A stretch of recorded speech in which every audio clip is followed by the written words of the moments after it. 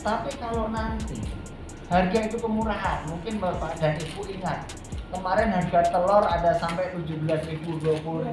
Siapa yang demo ke kami, Pak? Bu? Petani datang ke sini semua. Maaf Pak, telur dengan minyak berbeda Pak. Beda jauh Pak. Minyak itu Pak, minyak itu yang paling urgent Pak. Urgent untuk kebutuhan sehari-hari. Jadi telur Pak, pengusaha kecil. Saya mohon maaf, di Malaysia yang bukan penghasil CPO terbesar di dunia itu bisa kasih harga 8.000. Bagaimana Indonesia penghasil CPO nomor 1 di dunia kasih harga 14.000 aja nggak bisa? Gitu. Dan itu harga bukan naik tapi ganti harga. Itu yang kami tidak terima. Bagaimana kami hidup dengan keadaan kayak begitu?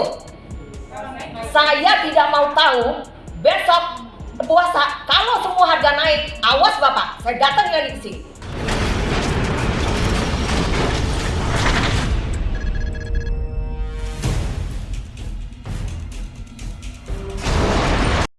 Perkenalkan, saya Ida Nurhaida, karena di sini ada 2 Ida, dari ARM. Begini Bapak, kami sudah beberapa bulan, dari bulan Oktober sampai bulan ini sudah mengadakan aksi 21 kali, dan itu menyikapi semua isu yang tidak pro rakyat. Kami emak-emak Aliansi Rakyat Menggugat, tidak sama dengan emak-emak yang lain mungkin, karena memang inilah kami yang selalu cerewet, yang selalu bermanuver dengan segala tingkahnya. Yang penting itu untuk rakyat. Yang saya sikapi sekarang tentang minyak goreng, tidak hanya tentang minyak goreng sekalian, karena di sini ada media, akan saya utarakan beberapa juga. Negara kita itu negara subur, segala sumber daya alam ada di Indonesia, termasuk kelapa sawit, dan kita adalah penghasil kelapa sawit terbesar di dunia. Lalu kenapa kita harus berpolemik, ada konflik karena minyak goreng langka? Ada apa? Kemana? Siapa yang melakukan ini? Adakah mafia? Adakah preman di balik sana? Apa ada koruptor? Apa ada yang mempermainkan? Ini sudah menyentuh kehidupan rumah tangga kami. Diakui atau tidak, ini merupakan sumber kekacauan di rumah kami. Termasuk saya. Saya tidak mengkiri. Termasuk saya. Kenapa? Dari sekian macam masalah, termasuk dari gaji, dari kesejahteraan anak, dari termasuk ini kebutuhan pokok, yang sekarang minyak goreng, kami kurang atas penghasilan suami. Penghasilan suami tetap, tapi kebutuhan pokok terus tinggi. Kami harus berbuat apa? Minta sama suami. Suami pekerjaannya seperti itu dan digaji oleh pemerintah seperti itu, tidak dinaikkan, bahkan dipotong, tunjangan dihilangkan. Kami harus seperti apa? Menjajakan apa kami kalau tidak protes? Ini kebijakan siapa? Apa kami harus mengemis? No. Anti kami mengemis. Kami hanya meminta kebijakan yang sudah menyengsarakan rakyat selesaikan. Sudahi sampai sini. Anda yang berada di sini juga mungkin sama. Gaji digaji oleh pemerintah, digaji oleh kami rakyat. Dan mungkin mohon maaf kalau saya bicara frontal, termasuk kendaraan, rumah, baju yang Anda pakai sekarang adalah dari rakyat. Kenapa Anda tidak berpihak kepada rakyat? Apakah istri-istri Anda tidak juga mengeluh seperti kami? Oke, taruhlah untuk kelas high-nya, kelas tinggi, mungkin tidak jadi masalah. Tapi menengah ke bawah ini jadi masalah. Ketika kami hanya diberi uang 100.000 rupiah per hari, kami bisa mengaturnya seperti apa? Sedangkan minyak sayur saja sekarang tidak ada eceran 1 liter. Betul tidak? Untuk 1 liter tidak ada. Jangankan untuk 1/4 seperti yang dulu, 1/4, setengah, 1 liter tidak ada. Sekarang harus 2 liter. 2 liter 50.000. Uang 100.000 dengan membeli minyak goreng 50.000, belum beras, belum ikan, belum lain-lain. Kemana? Apa yang harus kami laporkan kepada suami sebelum kalau bukan minus defisit keuangan rumah tangga. Betul? Walaupun dalam 2 liter itu kami tidak habiskan dalam 1 kali penggoreng. Logikanya karena apa? Karena uang kami poskan juga untuk pendidikan anak-anak. Tolonglah Pak, pakai hati nurani. Toh Bapak juga punya anak, punya istri, punya rumah tangga. Mungkin Bapak punya emas, punya simpanan, punya mobil yang bisa dijual. Kami mana? Tidak. Nah, kalau saya emosi, karena memang saya emosi. Saya yang terkena langsung dampaknya. Dipungkiri atau tidak, gaji pegawai negeri pun, betul atau tidak, yang jelas pegawai negeri pun gaji sudah dimundurkan. Ini gejala apa? Bangkrut negara. Oleh siapa? Preman. Mafia. Preman di dalam pemerintahan oligarki. Apakah Anda semua ada di belakang itu? Apakah Anda sayap dari itu? Kami anti mengemis, Pak. Kami ingin berusaha, tapi tolong beri jalan keluarnya untuk kami usaha. Jalan keluarnya apa? Kami butuh modal. Modal dari mana kecuali dari suami? Suami memberikan seperti apa kalau gaji seperti itu? Anak kami sekarang di mana? Jujur, saya anak 4. 2 anak saya terpaksa saya titipkan di pesantren. Karena apa? Karena pendidikan sekarang amburadul. Pemerintah menghajar anak-anak kami dengan kebodohan. Dikakui atau tidak? Betul atau tidak? Pembunuhan massal. Saya bertanggung jawab dunia akhirat. Orang lain masih mungkin bisa berpikir, wah biarin saja, biar ada yang mengurus negara. No, buat kami. Anak-anak kami adalah tanggung jawab kami. Makannya mereka, sakitnya mereka, masa depannya mereka, kami yang bertanggung jawab. Dan siapa yang harus mencari nafkah? Suami. Ketika ladang suami dihambat, kami harus bisa apa? Apa kami harus kerja juga? Ini fenomena terbaru. Sorry, maaf. Ketika perempuan lari ke ranah yang tidak bertanggung jawab, mempertontonkan segala akhlak buruk, itu akibat apa? Karena akibat ekonomi. Keburukan ekonomi di rumah bisa menyebabkan para istri lari ke sana, ke ladang maksiat. Betul? Dipungkiri atau tidak? Harus diakui. Jadi, mau diakui atau tidak? Mau disadari atau tidak? Rejim ini menyebabkan rumah tangga rakyat berantakan. Meningginya tingkat perceraian di masyarakat tinggi. Menjadikan para istri durhaka terhadap suami, ini realita. Jadi tolong Pak, berpikirnya jangan terlalu untuk pribadi. Jangan untuk diri sendiri, jangan untuk golongan, jangan untuk dia yang di atas sana yang disinyalir adalah boneka oligarki. Jangan Pak. Lihat anak-anak Bapak, lihat keturunan Bapak, lihat rakyat yang ada di bawah Bapak. Apa Bapak tidak miris? Miris? Kalau saya sendiri sangat miris karena saya ibu, karena saya manusia. Saya masih punya akal sehat. Saya tidak akan bisa minum dengan enak sementara anak-anak saya, teman-teman saya, saudara saya tidak bisa makan dengan baik. Itu saja dari saya. Mungkin emosi saya sudah terlalu tinggi, jadi mohon maaf. Masukan dari saya meminta kembalikan harga eceran tertinggi atau head dari minyak goreng dalam waktu 2 hari. Mau atau tidak?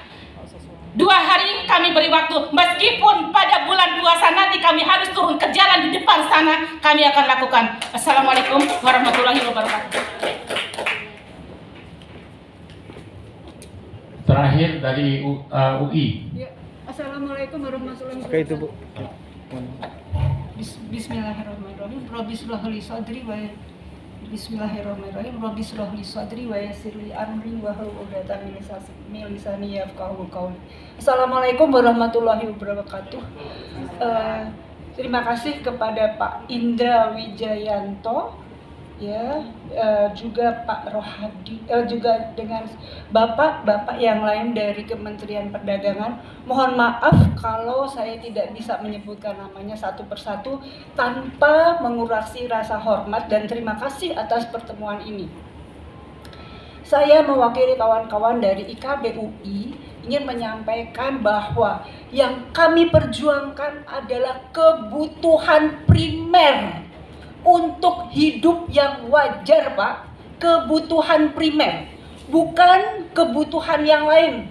Artinya yang kita perjuangkan ini adalah kebutuhan primer untuk bisa hidup wajar bersama dengan keluarga, termasuk keluarga bapak-bapak juga, termasuk keluarga seluruh rakyat. Jadi kita tidak minta barang yang lain. Artinya kita tidak, pada saat ini yang kita perjuangkan itu minyak goreng, gula, tepung, ya, tepung terigu, ya, kedelai, ya, yang semuanya harganya sudah melonjak. Dan kami ini menjelang Ramadan, kebutuhan kita akan bertambah, ya, dan semuanya itu untuk memperlancar ibadah kita selama bulan suci Ramadan. Mohon maaf, di antara kita tentunya juga banyak yang akan menyambut Ramadan. Jadi intinya, Pak, mohon dalam waktu 2 hari kami sudah memperoleh harga kebutuhan primer yang wajar seperti yang tadi disampaikan oleh kawan-kawan. Saya rasa saya tidak berpanjang lebar, ya, intinya demikian. Terima kasih atas semua perhatian. Wassalamualaikum warahmatullahi wabarakatuh. Ini UI juga, bentar. Ya. Terima kasih. Saya Leni Siregar, alumni UI juga. Saya singkat dan padat saja sini hanya menyampaikan sekitar 7 poin ya permintaan kami. Pertama, saya sebenarnya kami semua di sini berharap yang menerima kami di sini adalah harusnya Menteri Perdagangan sendiri, Bapak Muhammad Lutfi. Itu suatu kehormatan buat kami sebagai tanggung jawab seorang menteri terhadap rakyatnya. Itu pertama. Kemudian permohonan kami di sini, yang pertama, normalkan kembali harga minyak goreng dalam 2 hari. Ya, sekali lagi, normalkan harga minyak goreng dalam 2 hari. Karena kita sudah berlangsung berbulan-bulan dengan permasalahan minyak goreng, kelangkaan baik harga maupun juga pengadaannya ya. Kemudian tidak ada alasan bagi mafia atau kartel atau apapun itu untuk pergantian harga minyak goreng. Kami tidak menerima alasan apapun. Di sini negara harus berdaulat atas bangsa sendiri. Yang ketiga, jika tidak mampu, ambil alih izin usaha dari pengusaha. Itu permohonan kami. Kami serius ya. Yang keempat, hentikan dulu ekspor dan penuhi dulu kebutuhan di dalam negeri. Kelima, tidak ada alasan untuk jelang Ramadan ini kenaikan harga. Kenaikan harga jelang Ramadan tidak boleh dijadikan tradisi. Ya, tidak ada alasan apapun untuk menaikkan harga-harga di jelang Ramadan. Betul. Ya. Kemudian yang keenam, semua staf di Kementerian Perdagangan jangan cari aman masing-masing. Semua harus terlibat untuk mensupport Menteri Perdagangan agar bisa menyelesaikan masalah kelangkaan dan juga pergantian harga minyak goreng. Kemudian yang terakhir, jika harga minyak goreng tidak normal dalam 2 hari, tidak terpenuhi dalam 2 hari, kami memohon Menteri Perdagangan untuk tahu diri, mundur dari jabatannya. Itu adalah hal yang paling berharga untuk dia dan Kementerian Perdagangan juga negara ini. Itu saja. Terima kasih. Assalamualaikum warahmatullahi wabarakatuh. Assalamualaikum, bismillahirrahmanirrahim. Saya perwakilan dari Bandung, Pak Muhammad dari Bandung. Saya ke Jakarta sengaja Pak ke sini ikut aksi dan beberapa kali. Kalau sering kali, kadang-kadang seminggu 2 kali. Untuk saking kami ini sudah lihat keadaan ini, keadaan rakyat Pak. keadaan rakyat, real rakyat kami ini. Kami dari Bandung Pak, sengaja tidak ada yang membiayain, kami biaya sendiri. Nah, kami paham Pak, kami ingin bukan hanya menampung aspirasi saja, tapi ada tindak lanjutnya. Tindak lanjut yang segera Pak. Yang kawan-kawan ini bilang tadi 2 hari, karena sudah sering kali janji katanya kesini tanggal 22. Itu seminggu, tapi tidak ada tindak lanjutnya. Kami mohon Pak ya, merasakan hati dengan nurani. Kalau memang Kemendag ini tidak bisa Pak ya ganti aja, minta mundur, minta diganti. Sebetulnya Kemendag ini Pak perwakilan untuk mengurusin rakyat, untuk mengurusin harga-harga supaya tidak naik, supaya harga-harga stabil. Bukan kepentingan oligarki. Kalau kepentingan oligarki untuk apa? Kami membayar Kemendag dan staf-stafnya seluruhnya dari pajak kami Pak. Pajak kami dipotong pajak waktu itu 6 juta per bulan Pak. Waktu kami di perusahaan asing Pak, suami saya. Nah, sekarang sudah pensiun, sudah terasa Pak, terasa keadaannya seperti ini. Apalagi selama 7 tahun ini Pak. Nah, kami mohon Pak ya, Kemendag ini harusnya dan wajib mengikuti kemauan rakyat. Harga-harga diturunkan. Ya untuk apa ada Kemendag? Kalau memang harga-harga ngikutin harga pasar, ngikutin harga oligarki. Ya kami mohon Pak ya, tolong ya Bapak Kemendag bisa menekan oligarki Pak, bisa menekan PT-PT-nya, perusahaan-perusahaannya. Kalau memang tidak bisa menurunkan harga, tekan sama Kemendag sini, turunkan harga dan cabut kalau nggak mau turun, cabut izin-izinnya, izin usahanya dicabut, itu mudah. Hakul yakin Pak, kalau memang Kemendag tidak bisa, kami bisa. Hakul yakin kami bisa menurunkan harga ini dengan menekan retail-retailnya, menekan oligarkinya, menekan perusahaan-perusahaannya, dengan mencabut izin usahanya. Tolong Pak ya, kami tidak ada yang membayar, kami ke sini atas dasar hati nurani kami, dengan biaya sendiri Pak, kami ada-adakan untuk ke sini. Jadi tolong kami Pak ya, Kemendag ini hajat besar untuk rakyat yang kena dampak miskin Pak, dari sudah jatuh ketimpa tangga pula, dari mulai musim pandemi ya, mulai musim pandemi itu sudah jatuh Pak rakyat ini, ditambah lagi sekarang naik seenaknya aja, itu naik. Kemendag tenang aja dan bilang katanya nggak bisa nurunkan harga. Jadi untuk apa jadi Kemendag? Turun aja, mundur aja kalau gitu, nggak bisa nurunkan harga. Kalau nggak bisa ya sudah kami ganti. Hakul yakin kami bisa. Di sini bisa untuk mengganti Kemendag, menekan pengusahanya. Tinggal tutup aja PT-PT-nya, izin-izinnya ditutup. Kan gitu, mohon maaf ya Pak. Ini karena kami itu sudah saking nggak bisa dengan kata-kata sebetulnya Pak, kami ini suka jengkel, udah kebangetan gitu Pak, kebangetan dengan kata-kata apa kami ini harus bicara. Terima kasih Pak. Assalamualaikum warahmatullahi wabarakatuh.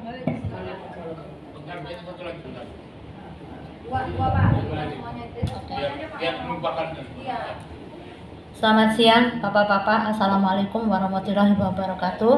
Saya dengan Sylvia, saya wakil dari Mata Elang, saya bergabung dengan ARM. Saya cuma mewakili Pak, kebetulan saya juga sebagai seorang pengusaha dan pebisnis catering. Bapak, dengan hormat, kalau harga-harga naik dengan tidak wajar dan peraturan-peraturan pemerintah sangat mencekik kami sebagai pengusaha, terus terang kami mati Pak. Sudah modal kita keluar, tetapi kita tidak mendapatkan balik modal lagi karena kita harus menaikkan harga juga dan kita kehilangan pasar. Kita sangat kehilangan konsumen Pak. Nah, saya mohon dengan sangat, karena ini sudah semakin mencekik rakyat, kami tidak bisa berbisnis lagi. Untuk itu dengan sangat Pak, karena kami harus menggaji karyawan, kami juga harus menggaji banyak pengeluaran, itu nggak make sense Pak. dengan harga-harga yang semakin tinggi ini, Pak. Mohon peraturan-peraturan dikaji ulang, Pak. Dan kami mohon seperti apa yang teman-teman sudah ungkapkan, mohon harga dikembalikan ke harga yang normal, Pak, supaya kami bisa hidup lagi, bisa berbisnis. Karena banyak mulut yang kami harus kasih makan. Kami juga bukan hanya untuk pribadi, Pak. Kalau Bapak mungkin menerima gaji, tapi ingat, Pak, gaji itu dari mana? Kalau bukan dari rakyat. Bapak jangan takut, Pak, dengan apatikaman dan intimidasi dari para pengusaha. Karena rakyat akan membela. Kami datang untuk kedaulatan rakyat, Pak. Bukan hanya semata-mata untuk duit supaya kami bisa hidup. Tidak, Pak. Tapi kami ingin hidup sejahtera di negara yang seharusnya kami merdeka. Bukan dikuasai oleh oligarki. Kami ingin benar-benar, Pak, semoga negara ini waras, Pak. Peraturannya, Pak, mohon, Pak, kami mohon dengan sangat. Terima kasih Bapak sudah menerima kami sekalipun sebagai wakil daripada Bapak Menteri Perdagangan yang mungkin nggak bisa hadir karena sibuk. Ya apapun itu, tapi terima kasih Bapak sudah menjadi perwakilan. Mohon dengarkan kami, Pak. Bukan kami ngemis seperti teman-teman kami, tetapi kami hanya minta keadilan, Pak, dari rakyat, Pak. Mohon, Pak, supaya rakyat bisa hidup, Pak. Kalau rakyat sejahtera, Bapak juga yang senang, kan? Oke, Pak. Terima kasih. Assalamualaikum warahmatullahi wabarakatuh. Ya, terakhir Bu belum. Ya. Assalamualaikum warahmatullahi wabarakatuh. Selamat siang kepada bapak-bapak. Maaf yang tidak mulia, karena Anda sekarang duduk di atas penderitaan rakyat. Bapak tahu bagaimana menderitanya kita gara-gara minyak goreng yang sangat tinggi, belum lagi dengan barang-barang lain yang ikut naik. Jangan sampai rakyat susah dan menjadi lapar. Di sini saya mewakili teman-teman kami yang tidak kesini karena mereka tidak punya ongkos. Sebetulnya saya sudah tidak percaya lagi dengan pemerintah. Saya tidak percaya lagi kepada Anda semua, karena saya yakin Anda itu semua sudah diatur oleh oligarki. Dan Pak Menteri juga di sini tidak mau menemui kami, sama dengan Menkes yang tidak mau menemui kami. Ya, jadi ya semua tidak mau menemui rakyat karena memang mereka itu salah. Ya, mereka salah dan mereka gagal dalam mengelola negara ini. Kami rakyat dibikin susah, dibikin marah. Tolong, begitu kalian keluar, kalian menjadi rakyat. Semoga kedatangan kami ini setidaknya membawa sesuatu dan merubah hati Anda. Semoga Anda semua masih mempunyai hati nurani. Sekian terima kasih. Ya, itulah barangkali Pak Indra dan teman-teman curhat, rintihan, kesedihan, tangisan dan air mata, ya kan? Jadi saya minta apa tanggapannya dan setelah itu kami closing statement. Terima kasih. Baik, terima kasih dengan Pak Muslim. Ya. Nah, Pak Muslim yang saya hormati tadi ada Ibu Sinarti, Pak Rohadi ya dari mana Pak, Sumedang, ada Ibu Nurhaida, Ibu dari ini yang dari mana juga. Terima kasih Bu sudah mengeluarkan unek-uneknya. Ya, kami sampaikan juga Bapak dan Ibu bahwa mungkin saya bicara tentang minyak goreng ya Bu ya, di awalnya. Dari awal kita sudah sangat berusaha Bapak dan Ibu bahwa kami pemerintah hanya bisa membuat sebuah peraturan saat ini, di mana sejak Januari awal, sejak arahan Pak Presiden Pak ya, mungkin Bapak dan Ibu ingat bahwa Pak Jokowi memanggil Pak Mendak pada tanggal 3 Januari untuk menstabilkan atau supaya rakyat masyarakat mendapatkan harga minyak goreng dengan harga yang wajar. Sehingga pada saat itu kita terbitkan Permendak 01, di mana saat itu harganya adalah untuk minyak goreng kemasan sederhana 14.000. di mana pada saat itu ada, setelah itu keluar Permendak 03. Mungkin saya luruskan Bapak dan Ibu bahwa Permendak 1 dan 03 itu sangat cepat bergulir karena kita sangat cepat berevaluasi melihat ini jalan atau tidak. Sangat cepat berevolusi sehingga Permendak 01 dan 03 itu sangat cepat berubah. Dan tadi Pak Muslim menyampaikan ada 7,3 triliun, 7,6 triliun Pak ya. Itu tidak jadi dipakai Bapak dan Ibu. Karena kan hanya belum dibayar Bu. Itu mestinya harus dijelaskan. Iya. Karena kemarin saya ngomong sama di sekolah itu kemarin, ya itu. Betul. Jadi gini Bu, itu kan dananya dana dari BPDKS, ya. Dan ada perusahaan-perusahaan yang sudah menyalurkan minyak goreng dengan harga 14.000. Sekarang pun masih belum dibayar semua Bu, masih dalam proses. Ada, uangnya ada,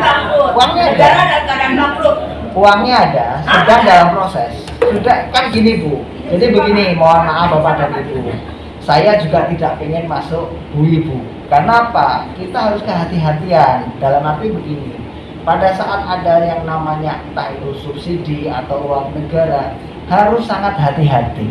Jangan sampai bahwa itu nanti kita bayar-bayar saja karena akan diperiksa oleh BPK, KPK, harus clear, ya. Tekan pengusahanya Pak, maksud kami. Ya, artinya ini Jadi betul. tidak menentukan harga, izinnya ditutup Pak. Oke, baik Bu, kita sampaikan. Tidak masuk di akal saya adalah negara ini adalah penghasil CPO terbesar di dunia. Bagaimana Anda bisa bilang bahwa itu negara tidak bisa bayar itu? Bukan. Saya nggak mau tahu. Belum, tidak bisa bayar, semua dalam proses. Saya sampaikan tadi meluruskan apa yang disampaikan oleh Pak Muslim bahwa katanya ada 7 triliun, tapi itu tidak dipakai. Kita nggak usah bicara yang 7 triliun. Satu itu, kedua, mungkin saya menanggapi dulu apa itu ya. Kami Kementerian Perdagangan ya, kita tidak bisa bicara bahwa cabut izin dan lain-lain karena di kami Bu, yang hanya kami bisa cabut izinnya adalah izin perdagangan. Kalau izin produsen itu bukan di kami, di Kementerian Perindustrian. Artinya kalau ada distributor yang nakal, kami bisa cabut. Ya, nggak apa-apa, sekalian aja disampaikan kepada Betul. Kementerian Perindustrian. Ya, artinya itu kita coba. Ya, kita coba luruskan yang tadi disampaikan yang pertama. Yang kedua, tugas kami di sini adalah adalah menetapkan harga salah satunya. Harga itu sesuai dengan apa istilahnya ini sudah kita hitung sedemikian rupa, bukan kami sendiri yang hitung. Kita ada banyak. Pak Indra sebentar. Ketika ini kan saya ikuti karena saya sering jadi narasumber di media. Ketika head ditetapkan oleh Pak Menteri, lalu kemudian 14.000 itu barangnya nggak ada. Begitu head dicabut, barangnya itu bagaimana kira-kira? Ini sama kita sama-sama kita sama-sama saat ini Bu. Jadi begini ya, tadi yang saya teruskan lagi yang harga, bahwa kita di sini menetapkan harga, di mana bahwa harga itu harus seimbang.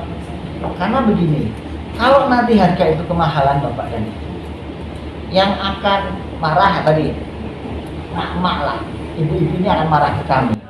Tapi kalau nanti harga itu kemurahan, mungkin Bapak dan Ibu ingat kemarin harga telur ada sampai 17.000, 20.000. Siapa yang demo ke kami Pak? Bu? Petani datang ke sini semua. Maaf Pak, telur dengan minyak berbeda Pak. Beda jauh Pak. Minyak itu Pak, minyak itu yang paling urgent Pak. Urgent untuk kebutuhan sehari-hari. Jadi kalau telur Pak, pengusaha kecil. Saya mohon maaf, di Malaysia yang bukan penghasil CPO terbesar di dunia itu bisa kasih harga 8.000. Bagaimana Indonesia penghasil CPO nomor 1 di dunia kasih harga 14.000 aja nggak bisa? Gitu. Dan itu harga bukan naik tapi ganti harga. Itu yang kami tidak terima. Bagaimana kami hidup dengan keadaan kayak begitu? Saya tidak mau tahu besok puasa, kalau semua harga naik, awas Bapak, saya datang lagi ke sini. Ya, siap Bu. Suatu saat Pak akan rusuh. Yang operasi pasar bukan dari Kemendag, malah rakyat nanti. Rakyat yang kelaparan Pak. Jadi rusuh operasi pasar bisa-bisa malah pengusaha-pengusahanya. Perut akan mengalahkan semua. Hati-hati Pak. Siap Bu. Baik. Jangan takut Pak, kalau ada yang mengancam-ngancam pengusaha atau kartel atau siapapun, kita rakyat yang backup kementerian. Kita rakyat, kalau ibu nggak mampu, kita saja yang backup kalian. Rakyat Indonesia ada 285 Pak Lutfi, juta tidak ada Pak Lutfi. Kami mewakili mereka.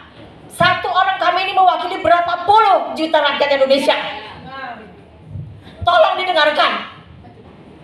Kami Pak kesini dari Bandung jauh-jauh bukan kepentingan pribadi, bukan. Kami kepentingan rakyat yang lihat Pak, yang kami lihat, yang realnya itu sengsara. Banyak yang sengsara Pak, bukan harga minyak doang, bukan Pak, bukan minyak goreng doang. Harga sembako pada naik semua. Bayangin aja Pak, kena dampak dari kenaikan segala macam. BBM sampai 12 kali naik, mohon maaf ya. Akhirnya Kemendag juga kena dampak dari perdagangannya. Ya, baik, kita teruskan Bapak dan Ibu ya. Tadi saya sampaikan bahwa kita di sini selain memperhatikan harga konsumen di tingkat konsumen, kita juga memperhatikan di harga tingkat petani. Tadi sebagai contoh yang disampaikan oleh Pak Rohadi ya, Pak, Bapak kan jual tahu Pak ya. Sekarang tahu itu kedelai itu kan impor 90%, malah 90% dari Amerika. Dan sekarang di sana tinggi sekali. Apa yang kita lakukan Pak? Kita akan keluarkan yang namanya subsidi untuk yang kedelai. Sehingga Apa kalau kedelai kecil minyak Pak yang dampaknya, dan Indonesia penghasil terbesar CPO-nya itu yang nggak masuk di akal Pak. Di logika kami nggak masuk sama sekali. Kok bisa sampai puluhan ribu per liter? Jadi begini Bu, kalau kita coba membandingkan dengan Malaysia, sama Bu, harga minyak goreng di sana dilepas harganya. Yang premium pun harganya 25-26 ribu per liter. Tetapi yang tadi Ibu sampaikan, ada 8.000 itu adalah minyak subsidi. 8.000 rupiah minyak subsidi Malaysia. Kita memberikan subsidi. Biar kasih kesempatan dulu Bapak untuk bicara. Kita memberikan subsidi ya, itu untuk minyak goreng curah. Kenapa kita sebut minyak goreng curah? Karena dari 100% minyak goreng yang diproduksi dan dikonsumsi di Indonesia, 70% dalam bentuk curah Bapak dan Ibu. Artinya kalau misal kita mensubsidinya yang minyak goreng curah, yang minyak goreng kemasan itu hanya 30%. Nah, kenapa kita mensubsidi yang 70? Karena yang paling banyak dikonsumsi maupun ini oleh masyarakat adalah minyak goreng curah. Saya pikir ini pemikiran yang rasional lah. Kenapa kita tidak memberikan minyak goreng yang yang kemasan? Dan kita harapkan, kan ini Permendagnya baru Bu ya, baru kapan ya? 2 minggu ya, Pak? Baru 2 minggu yang lalu. Ini ya 2 minggu kan, sekarang semua proses. Artinya kita meminta, sudah ada 80 perusahaan yang sudah mendaftar, dan nanti mereka harus ditentukan oleh Kementerian Perindustrian harus kirim kemana. Jadi satu yang perlu dipahami Bapak dan Ibu, bahwa Indonesia itu adalah bukan negara benua, kita adalah kepulauan, di mana kita juga harus memikirkan saudara-saudara kita yang di Papua. Di Papua ini masih kita pikirkan, karena gimana caranya sampai ke sana bisa 14.000. Padahal Kita naiknya juga nggak tahu Pak. Gimana naiknya? Kita naiknya juga nggak tahu kenapa sekarang mau menurunkan. Pak, bukannya sebelum ini juga sampai Papua harganya sama Pak, maaf ya Pak, ini Kementerian Perdagangan setahu saya usianya sudah berpuluh-puluh tahun sejak Indonesia merdeka. Kenapa baru tahun 2022 Baru Bapak bicara itu bagaimana distribusi ke Papua. Jadi selama ini nggak distribusi gitu ke Papua. Yang logik, Pak. Betul, Bu. Kita harus pikirkan semuanya.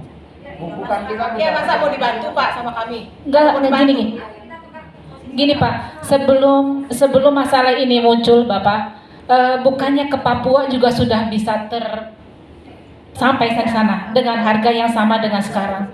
Lalu kenapa sekarang harus pendistribusian yang jadi masalah? Gitu loh. Bagi rakyat kami sudah mempunyai gedung ini, kantor ini untuk menghitung matematik ya. Kami di rakyat di bawah itu tidak mau tahu dengan seperti itu. Yang penting kebutuhan pokok kami terpenuhi. Karena kami sudah memberikan amanat kepada pemerintah untuk mengatur semuanya. Gitu loh. Jadi berikan alasan yang logik untuk rakyat di bawah.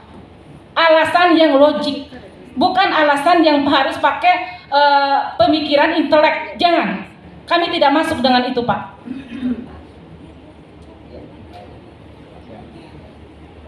Mungkin begini Pak, saya mau sumbangsi supaya ini tidak ada saut dari sana ke sini.